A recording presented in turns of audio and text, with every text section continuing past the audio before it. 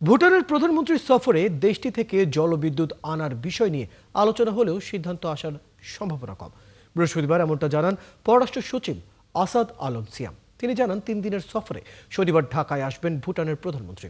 রাষ্ট্রপতি, প্রধান উপদেষ্টা ও পররাষ্ট্র উপদেষ্টার সঙ্গে বৈঠক করবেন তিনি। রিপোর্ট করেছেন সুফিয়ান ফারাবি।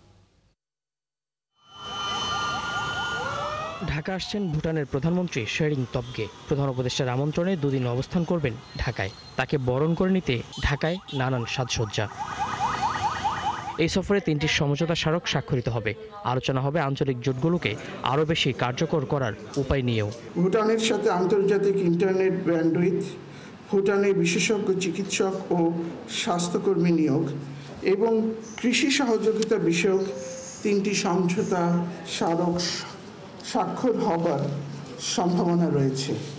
উল্লেখ্য, বিষয়গুলো এখনো আলোচনাধীন। এছাড়া গুরুত্বপূর্ণ আঞ্চলিক ও বহুপাক্ষিক বিষয়েও আলোচনা হবে বলে আশা করা যায়। পররাষ্ট্র মন্ত্রণালয় মনে করছে এই সফরের মাধ্যমে ঢাকা থিম্পু সম্পর্ক আরও গভীর হবে। আসন্ন সফরে এই সম্পর্ক আরও বিস্তৃত ও গভীর করবার জন্য পারস্পরিক সহযোগিতা কিভাবে আরও বৃদ্ধি করা যায় সে বিষয়ে আলোচনা হবে। ভারতের মাটি ব্যবহার করে ভুটানের কাছ থেকে অনেক দিন ধরেই জলবিদ্যুৎ আনতে চায় বাংলাদেশ। বিষয়টি নিয়ে দেশটির প্রধানমন্ত্রীর সঙ্গে আলোচনা হতে পারে, তবে কোনো সিদ্ধান্ত আসার সম্ভাবনা কম। জলবিদ্যুৎ আনবার একটা প্রস্তাব রয়েছে এবং ভুটানের পক্ষ থেকেও আগ্রহ রয়েছে, কিন্তু যেহেতু বিষয়টা ত্রিদেশীয় সেহেতু এটা এখনো আলোচনার পর্যায়ে রয়েছে।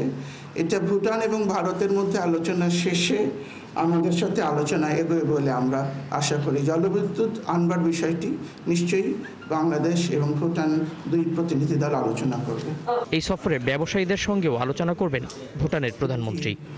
প্রস্তাব দেব। সুফিয়ান ফারাবি, 71, ঢাকা।